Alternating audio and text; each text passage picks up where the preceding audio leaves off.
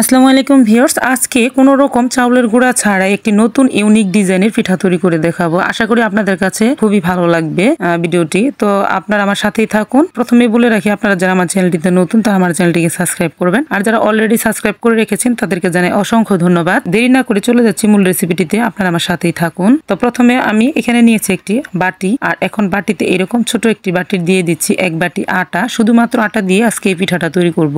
আর সাথে দিয়ে দিচ্ছি এখানে এরকম 4 চামচের 1 চামচ শুকনো চাউলের গুঁড়া। এটা আতপ চাউলের গুঁড়া, আপনারা চাইলে সিদ্ধ চাউলের গুঁড়াটা দিতে পারেন। এটা শুধু সেফটির জন্য দিয়ে দিলাম, যারা নতুন তৈরি করবেন তারা হয়তো বুঝতে পারবেন না তার জন্য। আর এই চাউলের গুঁড়াটা দিলে পিঠাটা কিন্তু খুবই মুসমুসে হবে এর জন্য। আর সাথে দিয়ে দিলাম 1/2 চা চামচ লবণ। এখন একটু মিক্স করে তারপরে আমি কুসুম গরম পানি দিয়ে কিন্তু একটি সফট ব্যাটার তৈরি করে নিচ্ছি। আর খুব বেশি একটি পাতলা করবো না, আর খুব বেশি একটি ঘন করবো না, একদম রীতিমতন একটি ব্যাটার তৈরি করে নিচ্ছি। সেটা আমি শেষের দিকে আপনাদেরকে দেখিয়ে দিচ্ছি। আর অবশ্যই কিন্তু কুসুম গরম পানি দিয়ে ব্যাটারটা তৈরি করতে হবে।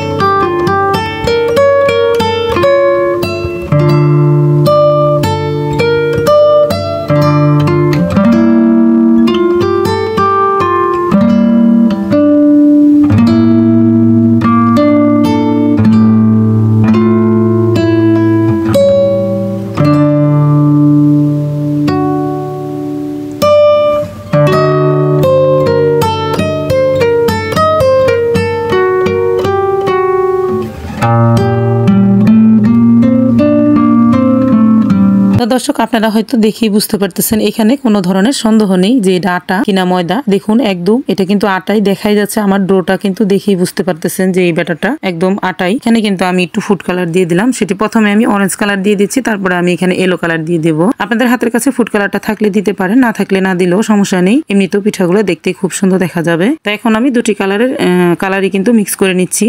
আর আমি পিঠাগুলো তৈরি করার জন্য এখানে কলাপাতা নিয়েছি। আর কলাপাতাতে আমি আপনাদেরকে এখানে 2 থেকে 3টা পিঠা তৈরি করে দেখিয়ে দিচ্ছি। প্রথমে আমি এরকম অ্যাশের মতন করে, তারপরে এইভাবে টিয়ের মতন করে ডিজাইনটা তৈরি করে নিয়েছি। আমার কাছে কিন্তু এই ডিজাইনটা ভালোই লাগছে। তো আপনাদের কাছে কিরকম লাগবে জানি না। যদি আমার এই ডিজাইনটি আপনাদের কাছে ভালো লাগে তাহলে কিন্তু অবশ্যই ট্রাই করতে পারেন একবার।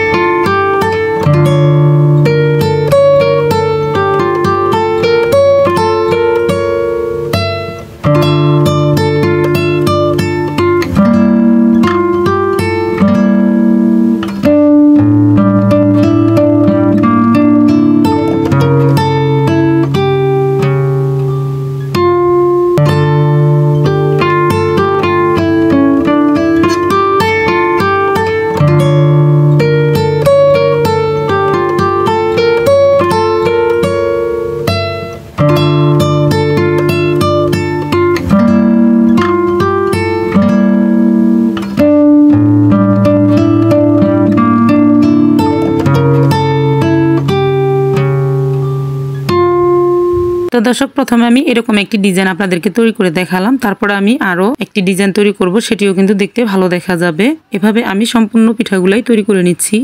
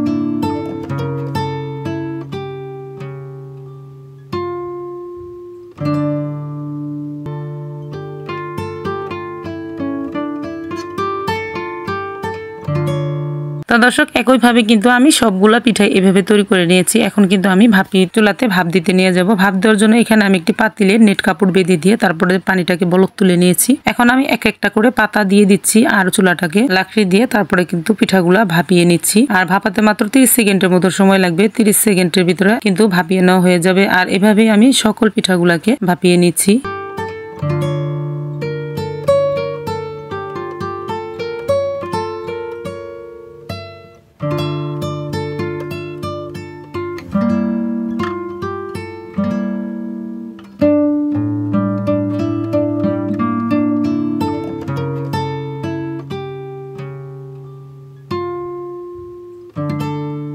তো দর্শক পিঠাগুলো কিন্তু আমার সম্পূর্ণ ভাপিয়ে নেওয়া হয়ে গেছে। এখন আমি আপনাদেরকে উঠিয়ে দেখিয়ে দিচ্ছি যে পিঠাগুলা কিভাবে উঠে যাচ্ছে খুব সহজে। তো এইভাবে কিন্তু কলাপাতা থেকে একটু আলতোভাবে টান দিলে কিন্তু পিঠাগুলা উঠে যাচ্ছে। আর একইভাবে কিন্তু সবগুলা পিঠাই আমি কলাপাতা থেকে ছাড়িয়ে নিচ্ছি।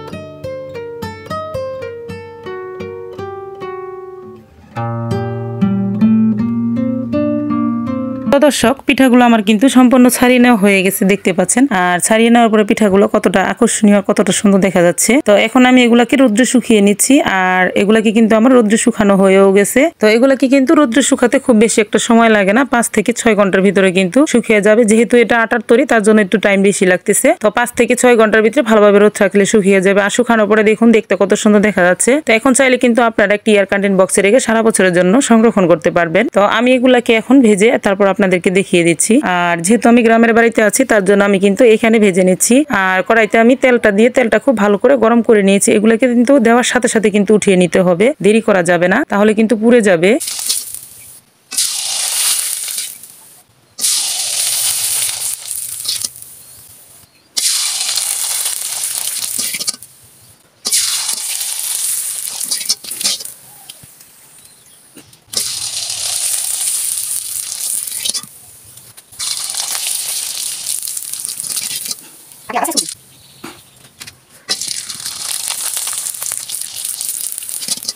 আমার কিন্তু সম্পূর্ণ ভাজা হয়ে গেছে। এখন পিঠাগুলো আমি আপনাদেরকে দেখিয়ে দিচ্ছি। সবগুলা পিঠাই কিন্তু খুব সুন্দর ফুলকো ফুলকো হয়েছে। আর এগুলা কিন্তু এতটাই মুচমুচে হয়েছে, আমি আপনাদেরকে একটি ভেঙে দেখিয়ে দিচ্ছি। এখন চাইলে আপনারা কিন্তু এগুলাতে একটু চিনি চিটিও খেতে পারেন, আবার এমনিতেও খেতে পারবেন, আবার কিন্তু চাইলে মিঠার শিরা করেও খেতে পারেন। তো আপনারা কিন্তু শব্দ শুনে হয়তো বুঝতে পারছেন যে আমার পিঠাগুলো কতটা মুচমুচে হয়েছে। তো আশা করি আপনাদের কাছে এই ভিডিওটি ভালো লাগবে। যদি ভালো লাগে অবশ্যই আমার চ্যানেলটিকে সাবস্ক্রাইব করে পাশে থাকবেন, একটি লাইক দিয়ে দিবেন। আজ এই পর্যন্তই, আরো একদিন চলে আসবো নতুন কোনো ভিডিও নিয়ে ইনশাআল্লাহ। ততক্ষণ পর্যন্ত আপনারা সকলে ভালো থাকবেন। সকলকে জানাই অসংখ্য ধন্যবাদ। আল্লাহ হাফেজ।